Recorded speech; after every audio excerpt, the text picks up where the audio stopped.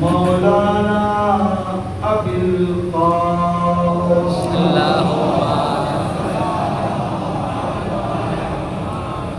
آل طیبین الطاہرین المعصومین المظلومین ولعنۃ اللہ علی اعدائہم اجمعین من یومنا ھذا الی قیام یوم الدین نسأل اللہ سبحانہ وتعالی أن يوفقنا على معرفة سيرة محمد وآله الطاهرين.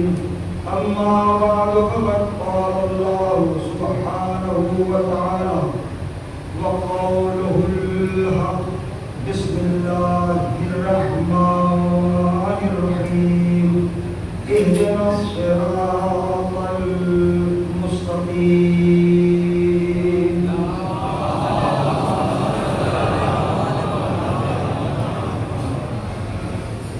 ارباب عزاداروں نے شہدائے کربلا وزرائے کربلا بزرگان ملت اسلام ہم اور آپ مسلسل مصروف اذا ہیں اور اجر رسالت اپنے اپنے اعتبار سے ادا کرتے چلے آ رہے ہیں.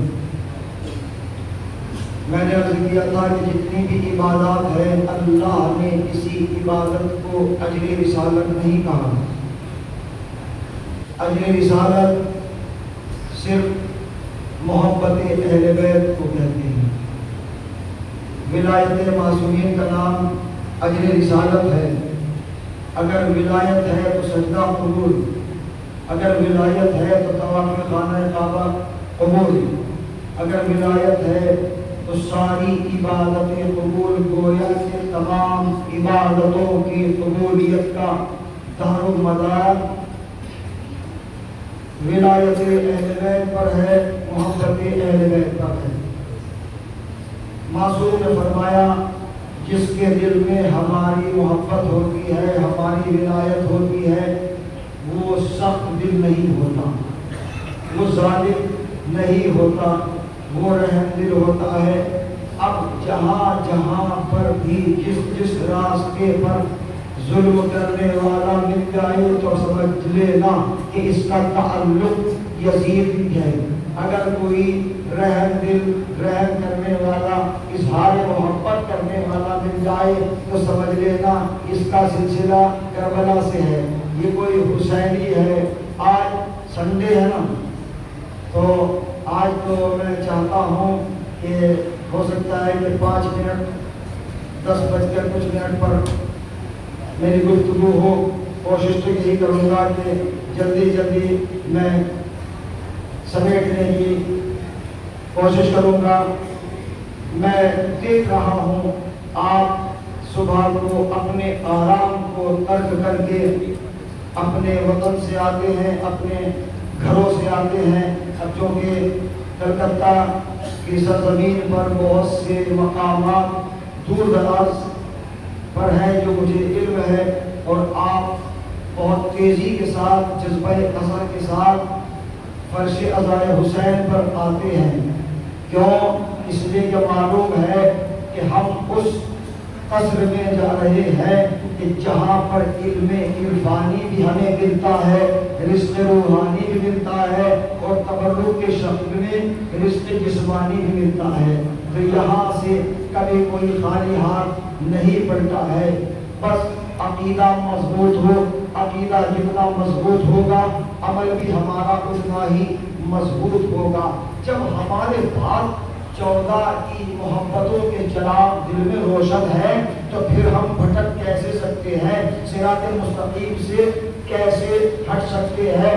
سیدھے راستے پر چلنے کے لیے، یعنی جو راستہ سیدھا ہو، آپ اپنے محلے سے چلے، مٹیا برج سے چلے، بسراوی سے چلے یا دول کوٹھی سے چلے، جہاں جہاں سے بھی چلے، تو ایسا نہیں ہے کہ آپ یہاں بالکل ناک کی سیدھا گئے، وہاں سے سیدھے چلے اور سیدھے آ گئے. نہیں، سیدھے راستے کے معنی یہ نہیں ہے، بلکہ آپ کو کبھی لیفٹ چلنا پڑا ہوگا، کبھی رائٹ چلنا ہوگا، کبھی اسٹریٹ، تب جا کر آپ یہاں پہنچے۔ تو اس کے معنی یہ ہے جو انسان کو منزل تک پہنچا دے وہی سیدھا راستہ ہے۔ توجہ چاہ رہا ہوں، جو سیدھا منزل تک پہنچا دے وہی سیدھا راستہ ہے۔ سیدھے راستے پر چلنے کے لیے ضروری ہے کہ جو لے کر چلے وہ سیدھا ہو، ورنہ اگر کسی ایسے کی اتباع میں چلیں گے کہ جس کو سیدھے راستوں کا علم نہ ہوگا تو جتنا چلتے جائیں گے منزل سے دور ہوتے چلے جائیں گے۔ تو پھر کیوں نہ ایسے رہبروں کی اتباع میں چلا جائے جن کے بیٹے جوانان جنت کے سردار، جو خود ساقی کوثر، جو سیدۃ النساء العالمین۔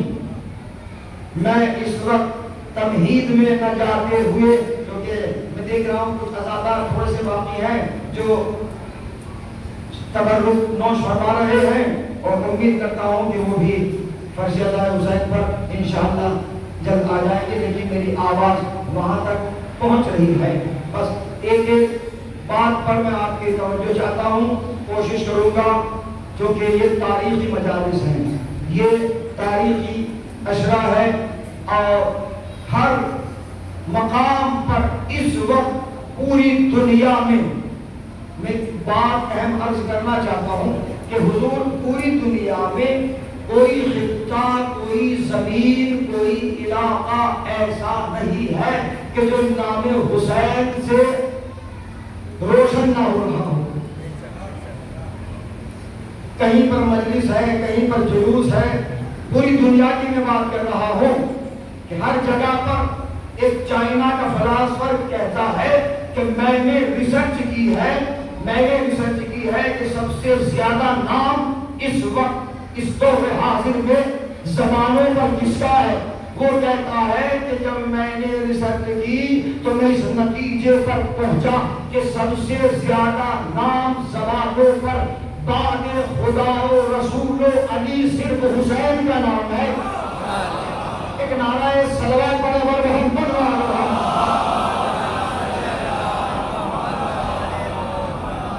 مجھے بہت سی اہم باتیں پیغام کے طور پر آپ کی خدمت عالیہ میں پہنچانا ہے، تاکہ یہ پیغام یہاں سے ہندوستان نہیں بلکہ باہر بھی جائے، اور یہ پروگرام، یہ مجلس اذان بہت سی کنٹریز میں سنی جا رہی ہے، دیکھی جا رہی ہے، کیونکہ میں نے اس چیز کو اپنے ذریعے سے پہنچایا ہے۔ انہوں نے آواز دی کہ ہم چاہتے ہیں قبلہ، آپ ہمارے یہاں تو بہت آ چکے ہیں، لیکن ہم چاہتے ہیں کہ ہندوستان میں جو عزادار ہیں ان کے جذبہ ولا کو بھی دیکھنا چاہتے ہیں، تو ذرا اپنا جذبہ ولا بھی ان تک پہنچا دیجئے گا۔ حضور جو دوریوں کو قربتوں میں بدل دیتا ہے وہ تذکرہ حسین ہے، وہ ذکر حسین ہے، وہ ذکر حسین ہے۔ سبحان اللہ۔ کربلا میں موت کا ذائقہ کسی نے بتایا تھا، جب پوچھا گیا کیفا عندک الموت، اے جوان تمہارے نزدیک موت کیسی ہے؟ احلی من العسل، موت ہمارے نزدیک شہد سے زیادہ شیریں ہے، شہد سے زیادہ شیریں ہے۔ تو حضور اس کے ساتھ دلیل بھی تو ہونا چاہیے، دلیل ضروری ہے کہ شہد سے زیادہ شیریں کیسے ہے؟ اگر کسی بچے کو سے کوئی چیز کو چھین لیا جائے تو اس کا چہرہ بدل جاتا ہے، وہ ناراض ہو جاتا ہے، رونے لگتا ہے، لیکن اگر اس کو اسی کی پسندیدہ چیز مل جائے تو وہ خوش ہو جاتا ہے، مسکرانے لگتا ہے۔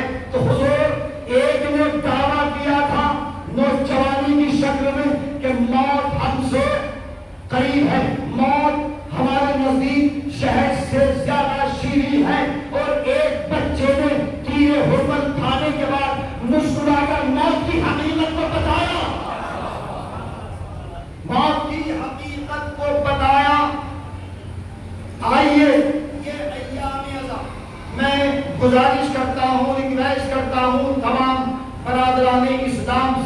چاہے ان کا تعلق فقہ جعفری سے ہو، فقہ احمدی سے ہو، مالکی سے ہو، چاہے وہ دیوبندی ہو، وہابی ہو، بریلوی ہو، سب سے میری گزارش ہے کہ آپ ماتم کریں نہ کریں، کوئی شکوہ نہیں، روئیں نہ روئیں، کوئی بات نہیں، لیکن یہاں پر آئیے اس لیے کہ ہم وہی بتائیں گے کہ جو رسول نے پہنچایا۔ ماشاءاللہ، ہم وہی کہیں گے جو رسول نے بتایا۔ ہم اپنی جانب سے کیا کہہ سکتے ہیں؟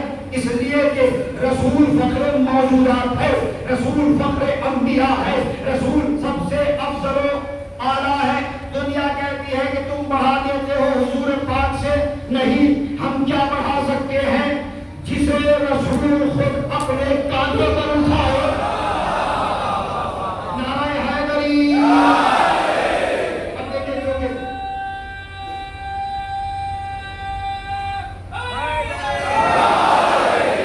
کبھی کبھی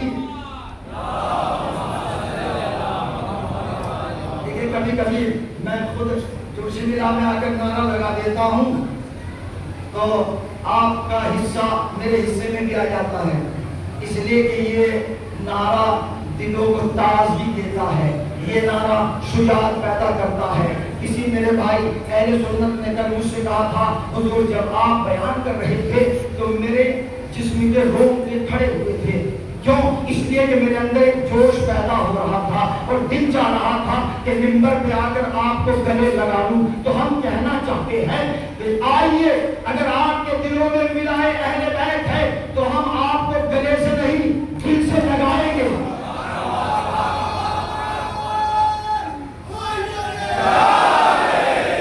ہم آپ کو دلوں سے لگائیں گے، آپ ہمارے دلوں میں ہیں، ہمارے دلوں میں ہیں۔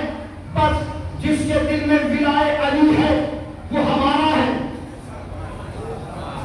ہر منزل پہ ہمارا ہے، کسی بھی اعتبار سے ہم اس کے ساتھ ہیں۔ لیکن پلیز آئیے سنیے ہم کیا کہنا چاہتے ہیں۔ یہ آزادات کون ہے؟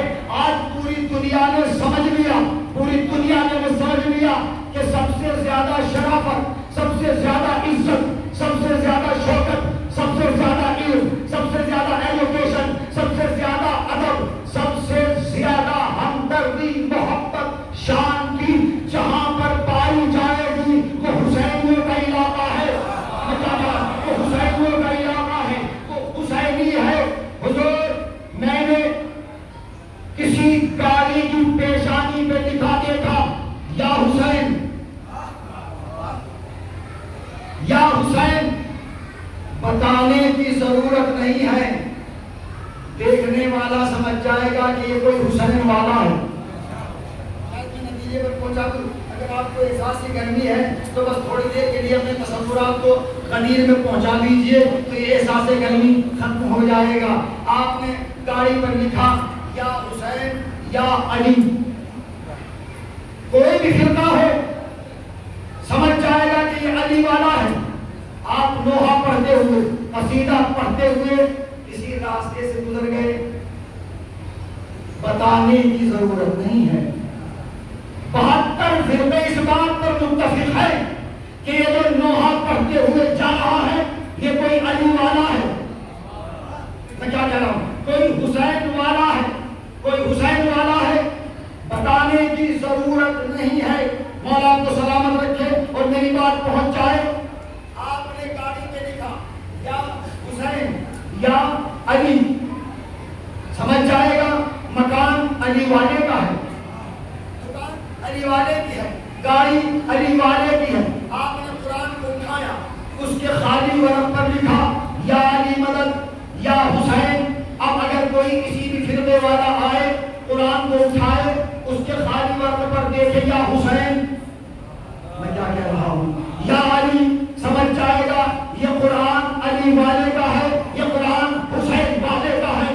آپ نے قرآن کے ورق پہ لکھا لا الہ الا اللہ محمد رسول اللہ علی ولی اللہ، تو وہ سمجھ جائے گا یہ قرآن علی والے کا ہے، علی والے کا ہے۔ لا الہ الا اللہ محمد رسول اللہ، یہاں تک کلمہ ہے صاحبان اسلام کا، اور جس نے کہا علی ولی اللہ تو وحدانیت بھی ہماری ہو گئی، رسالت بھی ہماری۔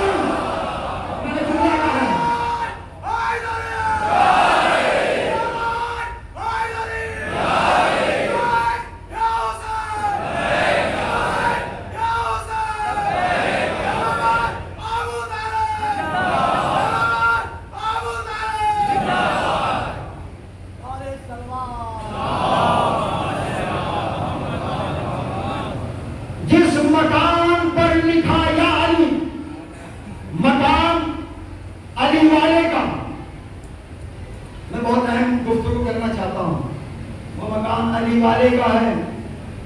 جناب علی، بزرگان ملت، نوجوانان ملت، سنیے، آپ نے اپنے گھر کے دروازے پہ لکھ دیا یا حسین، آپ کسی کو بتائیے نہیں کہ ہم کون ہیں،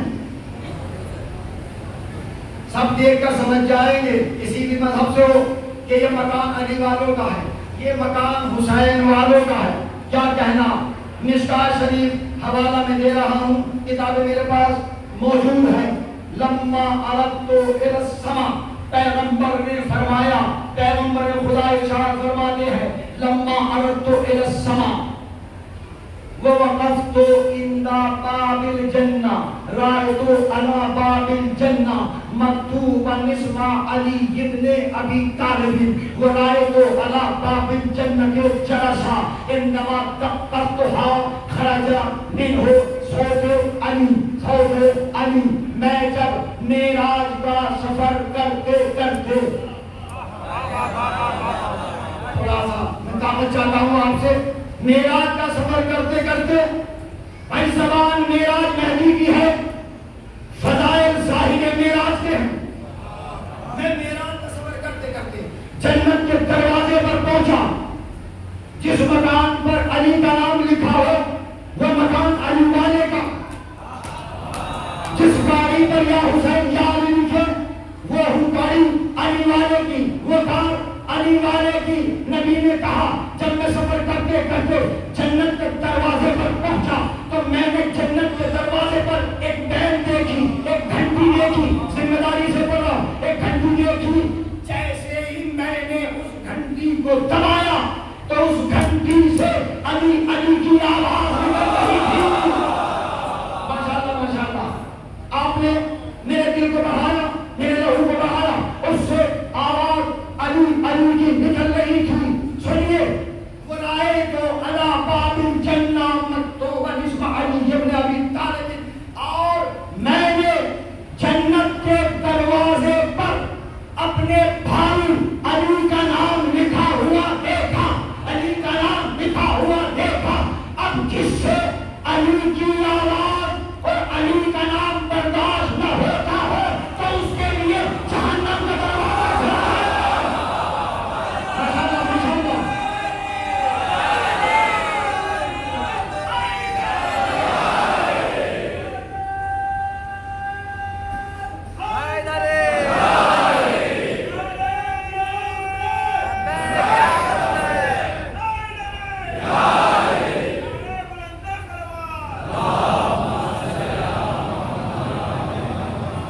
دیکھیے، میں پہاڑوں کی وادیوں میں رہتا ہوں، چائنا کے بارڈر کے منگلور، اتراکھنڈ۔ اب چونکہ وہاں کا موسم میں اور یہاں کے موسم میں تھوڑا سا بدلاؤ ہے، میں پانی زیادہ نہیں پیتا ہوں، لیکن اب ظاہر ہے کہ ڈاکٹر جی کہہ رہے تھے کہ پانی کی کمی نہ ہونا چاہیے۔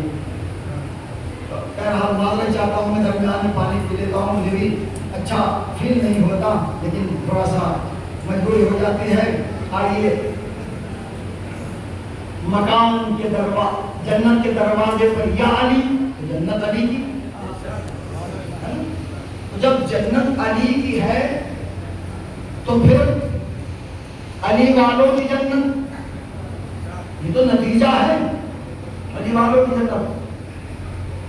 اگر سیدھا راستہ چاہیے تو پھر اللہ نے کہا وَذَكِّرْهُمْ بِأَيَّامِ اللَّهِ۔ اب میں اسٹرونگ ہونا چاہتا ہوں، وَذَكِّرْهُمْ بِأَيَّامِ اللَّهِ، میرے دنوں کو یاد دلاؤ، میرے دنوں کو یاد دلاؤ۔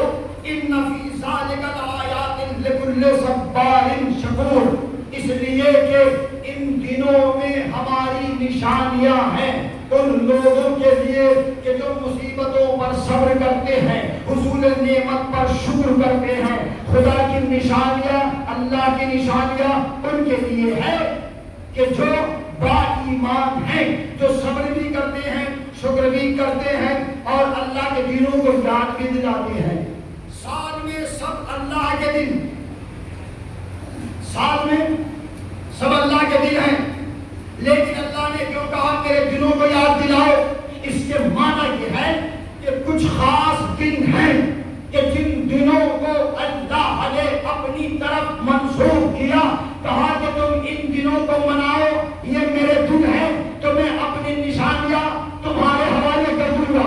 میں کیا کہہ رہا ہوں؟ اپنی نشانیاں تمہیں دے دوں گا۔ اللہ کے دنوں کو یاد دلاؤ۔ یاد کرنا اور ہے، یاد دلانا اور ہے۔ وہ امت اللہ کے دنوں کو کیا یاد دلائے جن کے آباء و اجداد کے حسب و نسب کا پتہ ہی نہیں۔ بڑی گفتگو کرنا چاہتا ہوں، اللہ کے دنوں کو یاد دلاؤ۔ اللہ کے دنوں کو کون یاد دلائے؟ جو صاحبان ایمان ہیں، جو صبر کرتے ہیں، شکر کرتے ہیں۔ اچھا مجھے یہ بتائیے کہ دن کس کا منایا جاتا ہے؟ دن کس کا منایا جاتا ہے؟ جس کی ولادت ہو، جس کی وفات ہو، دن تو اسی کا منایا جائے گا۔ دیکھیے میں سمجھ سکتا ہوں کہ آپ مسلسل جاگ رہے ہیں جلوس اضحیٰ میں، اور میں بھی یہی چاہتا ہوں کہ میں بھی مصروف رہوں، چاہے وہ جلوس اضحیٰ ہو یا دیگر امور عزاداری ہو، اس لیے کہ جہاں پر میں ایک ذاکر کی حیثیت سے ہوں، اس سے پہلے عزادار ہوں، اس سے پہلے عزادار ہوں، میرا بھی فرض بنتا ہے، تو ضروری ہے اللہ کے دنوں کو یاد دلانا اور ہے، یاد رکھنا اور ہے۔ دن کس کا منایا جاتا ہے؟ جس کی ولادت ہو، جس کی وفات ہو۔ اللہ کی نہ وفات، اللہ کی نہ ولادت، توجہ چاہ رہا ہوں، تو دن کس کا منایا جائے؟ تو خدا نے اشارہ کیا ہے، یاد رکھیے گا، تلک الایام نداولها، شاید تھوڑی سی بات تک ہے تھوڑی دیر کے لیے، تلک الایام نداولها، اور ہم ان دنوں کو تطویل کرتے رہتے ہیں۔ سورج طلوع ہوتا ہے، دن آتا ہے، غروب ہوتا ہے، رات آتی ہے، یہ لیل و نہار کا سلسلہ جاری و ساری ہے۔ تو نتیجہ اخذ ہوتا ہے کہ جب تک دن اور رات کا سلسلہ جاری رہے گا، ذکر حسین ہوتا رہے گا، اللہ کے دن منائے جاتے رہے گا۔ میں کیا کہہ رہا ہوں؟ نہیں، ابھی میری بات پہنچ جائے۔ اللہ کے دنوں کو یاد دلاؤ۔ وہ اللہ کے کون سے دن ہیں جن کا حکم دیا گیا ہے؟ کون ہے کہ جو یاد دلاتا ہے؟ آئیے ہماری ملت کے جوان، ہماری ملت کے بچے بتائیں گے کہ اللہ کے دن کیا ہیں، ہمارے بزرگ بتائیں گے اللہ کے دن کیا ہیں۔ 17 ربیع الاول اللہ کا دن۔ دیکھیے اگر آپ نہ بولے کیونکہ آج سنڈے ہے تو میں 3 گھنٹہ بولوں گا۔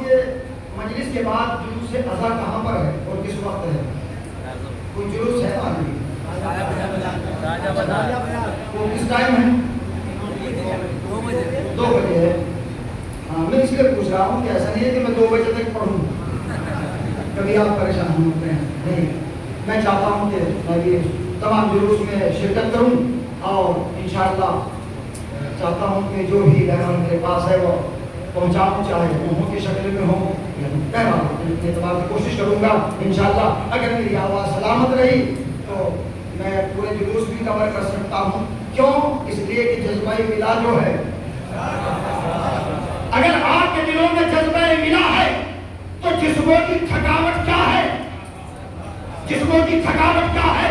جو 80-90 برس کا کربلا میں حبیب ابن مظاہر تلوار اٹھا کر اسلام کے دشمنوں کو فضاؤں میں اڑا دے، سروں کو اڑا دے، جب حبیب ابن مظاہر کی شجاعت ایسی ہے تو آپ کے آقا حسین کی شجاعت کیسی ہے؟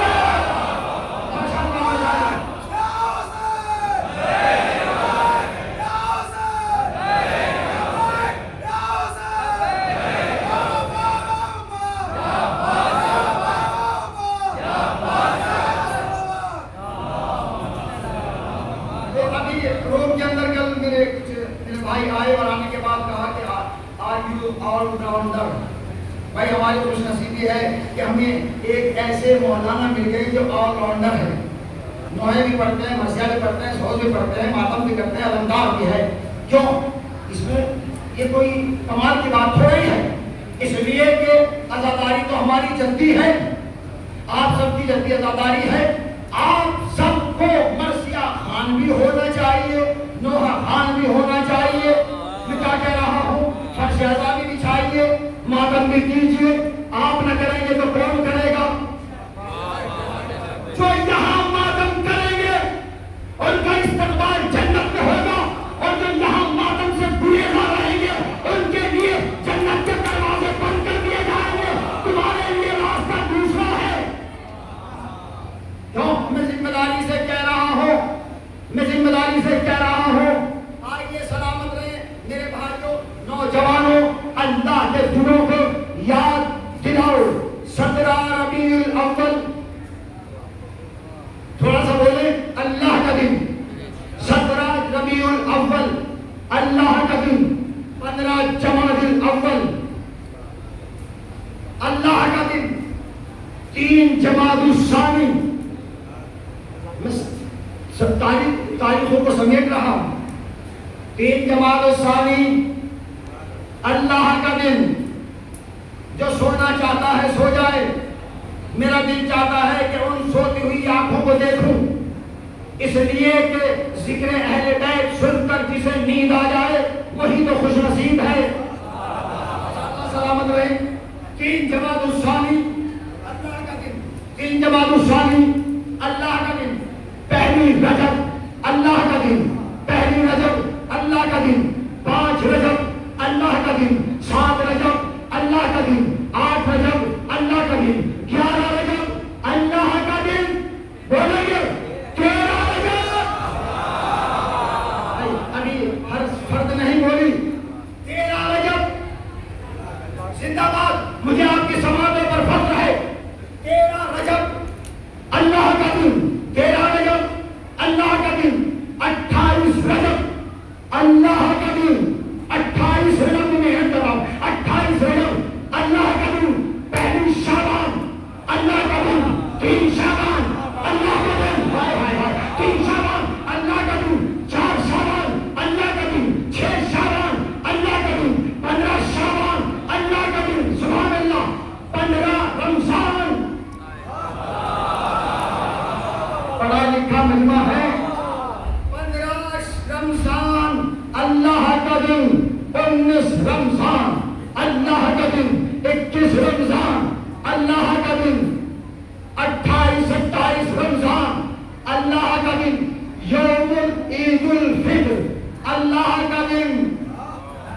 8 شوال اللہ کا دن. 8 شوال اللہ کا دن. یوم عید الاضحیٰ اللہ کا دن. 18 ربیع اللہ کا دن. نہیں ابھی مان نہیں بول. 18 ربیع اللہ کا دن. عید مباہرہ اللہ کا دن. یوم عید مباہرہ اللہ کا دن. اللہ کا دن. سامان سلامت رہے. حضور ان تمام دنوں میں، ان تمام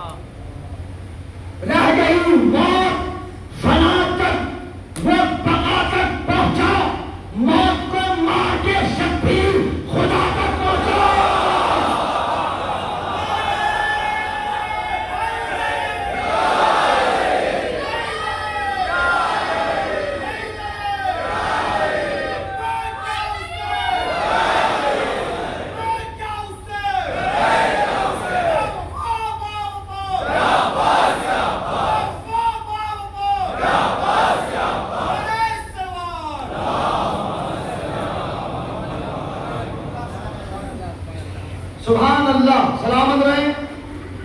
یہ ہے سیدھا راستہ جو انسان کو منزل تک پہنچاتا ہے. خدا اپنے بندوں سے بے حد محبت کرتا ہے. وہ چاہتا ہے کہ میرے بندے گمراہ نہ ہو, میرے بندے سیدھے راستے پر چلے. اس نے راستے نکال دیے, ایک جنت کا راستہ, ایک جہنم کا راستہ. چاہے اس پر چلو چاہے اس پر چلو. اس پر چلو گے تو عذاب, اس پر چلو گے تو بقا. دو راستے ہیں نا, ایک سیدھا راستہ جو جنت کو جاتا ہے. یہ سیدھا راستہ, اس کو سمجھنا ہوگا. کہا آپ کتنا روتے ہیں, ماتم کرتے ہیں. 1400 سال پہلے حسین تو شہید اعظم ہیں. یہ دیوبند شریف سے آواز آئی تھی کیوں ٹی وی چینل پر, اب اس کے اوپر پرتیبندھ ہے, اسے بند کر دیا گیا اس لیے کہ وہاں سے حق نشر ہو رہا تھا. میں کچھ کہہ رہا ہوں. کہا ایک نے سوال کیا ہندوستان سے کہ قبلہ یہ بتلائیے کہ جو امام حسین کے غم میں روتا ہے کیا اس کا رونا جائز ہے؟ کہا کہ بھائی کیسی بات کر رہے ہو, حسین ہے شہید اعظم. دعا کیجیے گا, تھوڑا میری طبیعت صحیح نہیں. حسین ہے شہید اعظم, لہذا شہید اعظم مرتا نہیں زندہ ہے, زندے پر رونا جائز نہیں ہے. چلیے کم از کم مفتی صاحب نے یہ تو قبول کر لیا کہ جو شہید ہوتا ہے وہ زندہ ہوتا ہے. میں نے کہا کہ جو شہید ہوتا ہے وہ زندہ ہوتا ہے, وہ زندہ ہوتا ہے. اچھا, شہید پر ماتم کرنا اور زندہ پر ماتم کرنا. مسجد نبوی جو ہے اس کے اندر لاکھوں قرآن رکھے ہوئے ہیں. میں اس وقت کتابت نہیں کر رہا ہوں. مسجد کے اندر لاکھوں قرآن رکھے ہوئے ہیں. تو وہاں آپ نے بھی دیکھا جو ہنستے گئے ہیں, چاہتے ہیں کہ نبی کے روزے کی جالی کو چوم لے, جذبہ ہوتا ہے. تو میں بھی آگے بڑھا, میں نے چاہا کہ حضور پاک کے روزے کی جالی کو پکڑ لوں, چوم لوں, بوسہ دے لوں. ایک مرتبہ حضور آگے بڑھا تو اس نے میرے ہاتھ کو پکڑ کے کہا ہاذا بدعت, ہاذا حرام. نبی کے روزے کو چومنا بدعت ہے, حرام ہے. مجھے اذیت ہوئی, خیر کوئی بات نہیں, ان کا عقیدہ ہے. میں نے اس متوجہ سے کہا آتے یہ قرآن, مجھے ذرا یہ قرآن اٹھا کے دے دے. میں جو نوجوانوں کو کچھ کہہ رہا ہوں, مجھے میرا بیان ایک فرقے سے نہیں ہے, میرا بیان ایمان والوں سے ہے, میرا بیان اسلام والوں سے. ارے ایک نعرہ بلند ہو رہا تھا کہ اسلام خطرے میں ہے, اسلام خطرے میں ہے, اسلام خطرے میں ہے. کیوں خطرے میں ہے؟ اس کا معنی یہ ہے اگر اسلام خطرے میں ہے تو حسین کی قربانی رہے گا کہیں, ایک اور کہیں. اسلام خطرے میں کیسے ہو سکتا ہے؟ جس اسلام کو اللہ بھیجے, جس اسلام کو رسول لے کر آئے, جس اسلام کو علی بن ابی طالب پھیلائے, جس اسلام کو حسین ابن علی قیامت تک کے لیے زندگی دے دے, وہ اسلام خطرے میں کیسے ہو سکتا ہے؟ معراج مہدی کا تو نظریہ یہ ہے اسلام خطرے میں نہیں ہے, مسلمان خطرے میں. نعرہ تکبیر, صرف 10 دن کے لیے نہیں ہے. کل یوم عاشورا کل ارض کربلا, بس کربلا کا مقصد پیش نظر رہے تو آپ کہیں بھی جائیں محفوظ ہیں, کہیں بھی جائیے ادھر سے آپ کی حفاظت ہوتی رہے گی. میرے پاس بہت سے نسخے ہیں لیکن میرے پاس وقت بہت کم رہتا ہے. آئیے, صراط مستقیم سیدھا راستہ. میں دیکھ رہا تھا جب سے آیا ہوں, کچھ ہماری مائیں بہنیں آ رہی تھیں اور کچھ تبرکات لے کر. مجھے معلوم ہوا کہ یہ اثنا عشری تو نہیں ہے لیکن پنجتنی ہیں, پنجتنی ہیں. ظاہر ہے یہاں سے طلب کرتی ہیں, مولا سب کو دیتے ہیں, مولا فرقوں کو نہیں دیکھتے, عقیدوں کو دیکھتے ہیں. ہماری اہل سنت کی بہنیں بھی آتی ہیں, آ رہی ہے اور آئے گی. مجھے معلوم ہوا تو یہ کوئی نئی بات تو ہے نہیں, سبھی جگہوں پر ایسا ہے کہ سبھی ملتوں کے سبھی فرقوں کے افراد اس در پہ آتے ہیں اور من کی مرادیں لے کر جاتے ہیں، من کی مرادیں لے کر جاتے ہیں۔ جس کے اولاد نہیں اولاد مانگے ملے گی، جو بیمار ہے شفا ملے گی، جس کا رزق تنگ ہے رزق بڑھے گا۔ وقت ہوگا تو میں بیان کرتا۔ حضور یہ وہ دربار ہے کہ جہاں سے کبھی کوئی خالی ہاتھ نہیں بنتا، کیوں؟ دربار ہے بنی ہاشم کا، دربار ہے۔ ابھی میں نے کچھ بیان بھی نہیں کیا اور 40 منٹ ہو گئے۔ دربار ہے بنی ہاشم کا، بنی ہاشم کا دربار۔ مسجد کے اندر مسجد نبوی میں قبلہ بہت سے قرآن رکھے ہوئے ہیں، لاکھوں قرآن۔ میں نے متوے سے کہا، جب انہوں نے کہا نبی کے روزے کو چھوڑنا بدعت ہے، بدعت ہے، حرام ہے، کوئی بات نہیں۔ میں نے کہا قرآن اٹھا کر ذرا مجھے دے دو۔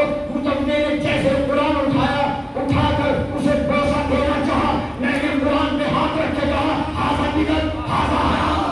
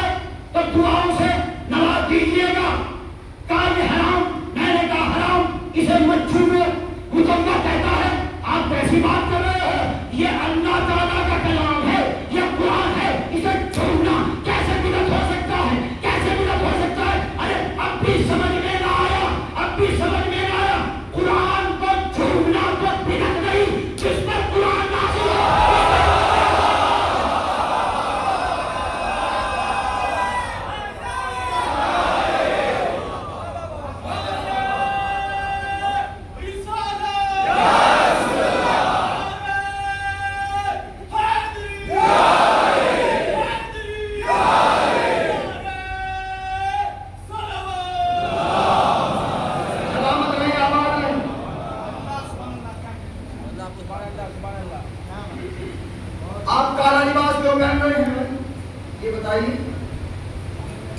قرآن میں کہاں لکھا ہے کالا لباس پہنو؟ تو ہم نے کہا ہم سے نہ پوچھو، کعبے سے پوچھو، کعبے سے پوچھو۔ اگر مملکت سعودیہ چاہتی تو کعبے کا غلاف یلو کلر کا ہوتا، گرین کلر کا ہوتا، وائٹ کلر کا ہوتا، یہ بلیک کلر کا کیوں ہے؟ یہ سیاہ کیوں ہے؟ یہ کالا کیوں ہے؟ بھائی اس کو بدلوا دو۔ حق کبھی جھکتا نہیں، میں کیا کہہ رہا ہوں، حق کبھی جھکتا نہیں۔ عجب نہیں، عجب نہیں، خانہ کعبہ سیاہ لباس پہن کر آنے والے حاجیوں کو ہمیشہ کے لیے پیغام دے رہا ہے، اے میری بارگاہ میں آنے والوں، میرا طواف کرنے والوں، طواف کرنے سے پہلے میرے لباس کو بھی دیکھو، میرے لباس کو بھی دیکھو، جس نے مجھے بچایا میں بھی تو اس کے غم میں سو رہا ہوں۔ میں بھی تو سیاہ لباس پہنے ہوئے ہوں، تو وہاں پر تو کوئی فتویٰ نہیں ہے۔ آپ چھوپ رہے ہیں کعبے کی دیوار کو۔ بھائی یہ تو پتھر ہے، یہ تو پتھر ہے۔ اچھا پتھر کیسے چھوپ رہے ہیں آپ؟ پتھر کو چھونا تو شرک ہے۔ کہا نہیں، اس کی نسبت یہ جنت سے آیا تھا اور اس کی جو دیواریں ہیں اس کو حضرت ابراہیم و اسماعیل نے تعمیر کیا تھا۔ اچھا حضور ایک بات عرض کر دوں، اجازت ہے؟ دیوبند شریف، میں شریف کے پیچھے بہت ہوں، صلوات پڑھیں۔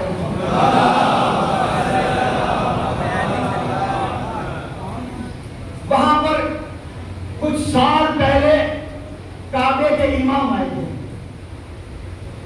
کعبے کے امام، دیکھیے امام جو ہے وہ امام ہوتا ہے نا، لیکن معصوم امام اور ہے، غیر معصوم اور ہے۔ جو نماز پڑھاتے ہیں ترا وہ آئے دیوبند شریف میں۔ دیوبند شریف جو ہے وہ پورے انڈیا کا، انڈیا نہیں بلکہ ہندوستان کا ایک مرکز ہے، تعلیمی مرکز، ادارہ۔ میں بھی جاتا رہتا ہوں، ملتا رہتا ہوں طلبا سے۔ تو وہاں جب امام کعبہ آئے تو مت پوچھئے، ساری بدعتیں ختم ہو گئی۔ میں نے اپنی کہ جب آپ ایک کرسی پر بیٹھے، کرسی اور ہے منبر اور ہے، کرسی جھگڑا کرسیوں پر ہے منبر پہ نہیں ہے۔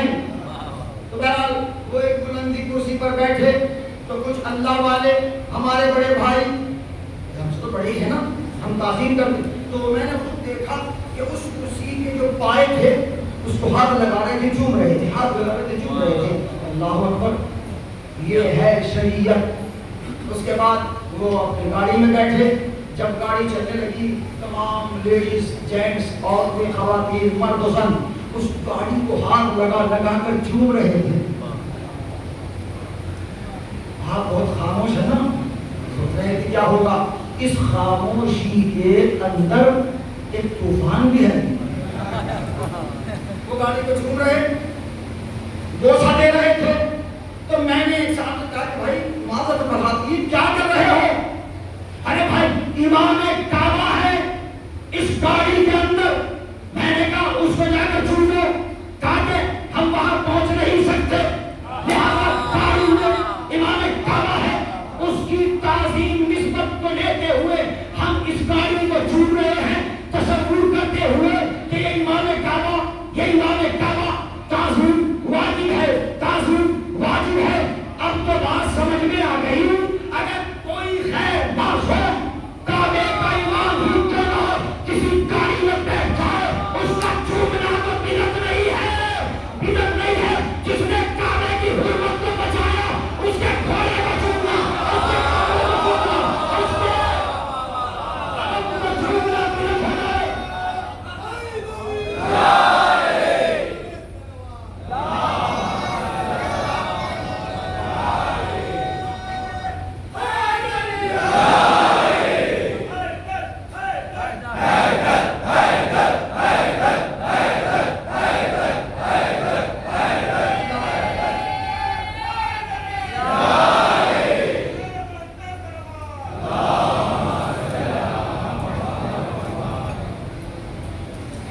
دیکھیے ساری شریعت کی قبولیت کا دار و مدار نسبت کے اوپر۔ میرے بھائی اگر نسبت ہے، آپ کے سر پہ ٹوپی ہے نا، آپ کے اوپر واجب ہے کہ اس کی تعظیم کرے، اس لیے کہ یہ آپ کے سر کا تاج ہے۔ صحیح کہہ رہا ہوں، یہ آپ کے سر کا تاج ہے۔ آپ سر کی ٹوپی کو زمین پر نہیں رکھیں گے، اس لیے کہ اس کا مقام سر ہے۔ جوتے کو پاؤں میں رکھنا چاہیے، ٹوپی کو سر پر، ٹوپی کو سر، یعنی جو جس جگہ جس کی اہمیت ہے اس کو وہیں پر رکھنا عدل ہے، انصاف ہے۔ سبحان اللہ۔ اس دروازے پر میں دیکھ رہا ہوں فصل محرم سے ایک سلسلہ ہے عزاداروں کا، عقیدت مندوں کا، آتے ہیں لے جاتے ہیں، آتے ہیں لے جاتے ہیں۔ بنی ہاشم کا دروازہ ہے، بنی ہاشم کا دروازہ ہے، بنی امیہ کا کہیں بھی دروازہ نہیں ملتا۔ میں نے ہندوستان میں نہیں بہت سے ملکوں میں دیکھا، بڑے بڑے لنگر اٹھ رہے ہیں، سب سے بڑے اجتماع ہو رہے ہیں۔ کتنا بڑا اجتماع؟ 1 لاکھ 1.5 لاکھ، سب سے زیادہ مجمع اجتماع تبلیغی جماعت کا 1.5 لاکھ میں نے بھوپال کے اندر دیکھا۔ نعرے لگ رہے تھے الحمدللہ، سبحان اللہ۔ اس سال تو بہت بڑا اجتماع ہوا ہے، 1,50,000 کا۔ مجھے بھی فخر ہے، تبلیغ کرو، تبلیغ کرو۔ ہم چاہتے ہیں اسلام کا پیغام دنیا تک پہنچے۔ نبی نے تبلیغ کی، حسین نے تبلیغ کی، رسول نے تبلیغ کی، علی نے تبلیغ کی۔ سب سے بڑا اجتماع ہندوستان کا بھوپال شریف، یہ شریف آ گیا، بھوپال شریف۔ بس میں تمام کر دوں بیان کو، میرا تو دل چاہتا تھا۔ بھوپال شریف سب سے بڑا اجتماع کتنا؟ 1,50,000۔ کلین شریف میں 12 وفات کو ایک اجتماع ہوگا جس کا مجمع ہوگا 1.5 لاکھ یا 1.25 لاکھ، میں زیادہ بتا رہا ہوں۔ اور یہ اجتماع پورے ہندوستان کا ہے۔ اجمیر شریف میں 2 لاکھ کا اجتماع ہوتا ہے، ٹھیک ہے۔ جس میں ہندوستان کے سبھی لوگ آتے ہیں اور وہ کہا جاتا ہے کہ بھائی اتنا بڑا اجتماع الحمدللہ ہندوستان میں کہیں نہیں ہے. آئیے سبحان اللہ. سب سے بڑا اجتماع مجھے بتائے کون سا ہے آدم سے لے کر آج تک؟ سب سے بڑا اجتماع، سب سے زیادہ پبلک جمع کہاں ہوئی؟ اچھا چلیے اس بات کو میں روکتا ہوں. سب سے بڑے دسترخوان آپ کو کہاں ملیں گے؟ بھائی جب کھانے کی بات آتی ہے تو تھوڑا سا جذبہ ہونا چاہیے نا. ماشاءاللہ سلامت رہے. رزق روحانی کی بات ہو رہی ہے. سب سے بڑے دسترخوان چاہے وہ کلیئر ہو، اجمیر ہو، دیگر مقامات ہو، وہاں لنگر لگتے ہیں. آج لگا کل رک گیا، آج لگا کل رک گیا، لیکن کچھ لنگر حسینی ایسے ہوتے ہیں کہ جو جب سے آغاز ہوا تھا اب تک جاری و ساری ہے. تھوڑا سا میں آپ سے کہنا چاہتا ہوں، آج معذرت کے ساتھ مجھے تھوڑی سی پرابلم ہے، اس لیے میں اسے اعتبار سے خطابت نہیں کر رہا ہوں، لیکن میسج پہنچانا چاہتا ہوں. سب سے بڑے دسترخوان ملت جعفریہ نہیں، میں ممبر سے کہہ رہا ہوں، سب سے بڑے اجتماع آپ کے پاس، سب سے بڑے دسترخوان آپ کے پاس. آپ اس بات کو فخر سے کہہ سکتے ہیں. یہ الگ بات ہے کہ تعصب کی بنا پر میڈیا اس کو نہ دکھائے، لیکن اللہ اس کو چھپا نہیں سکتا. جسے اللہ ظاہر کر دے اسے میڈیا کتنا بھی کوشش کرے چھپائے. اب آئیے میں اپنی آنکھوں کا منظر آپ تک پیش کرنا چاہتا ہوں. مکہ شہر ہے بڑا، کربلا شہر ہے چھوٹا.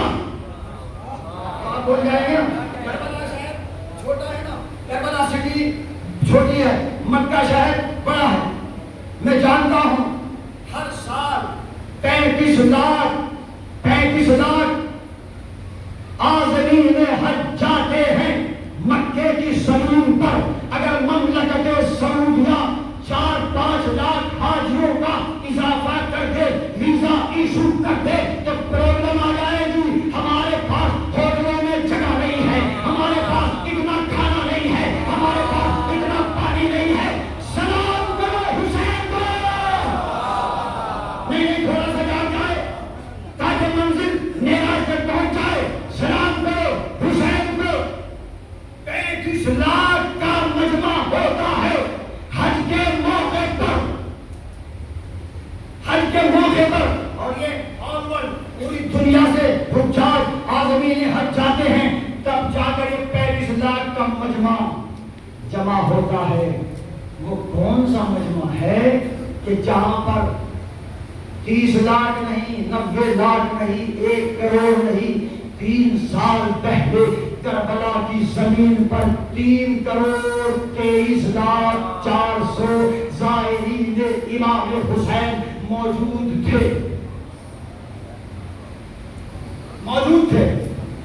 کربلا تو بہت چھوٹا ہے. خود وہاں کے رہنے والے اور پھر باہر سے آنے والے عقیدت کے دریا میں ڈوب کر ایک بات کہنا چاہتا ہوں، کربلا تو چھوٹا ہے. میری ایک سوچ ہے، فکر ہے، جہاں تک پہنچا دوں اور بات کو تمام کر دوں. حضور کربلا شہر ہے چھوٹا، مکہ شہر بڑا، لیکن مکہ 35 لاکھ سے زیادہ حاجیوں کو برداشت نہیں کر سکتا. کربلا تو بہت چھوٹا شہر ہے، لیکن کربلا میں 1 لاکھ نہیں، 2 لاکھ نہیں، 100 لاکھ نہیں، 3 کروڑ سے زیادہ امام کے سائے جمع ہو جاتے ہیں. مجھے تو کسی نے آج تک نہیں بتایا اپنے وطن آ کر کہ میں بھوکا رہ گیا، میں پیاسا رہ گیا. زندہ باد. کسی نے نہیں کہا میں بھوکا رہ گیا.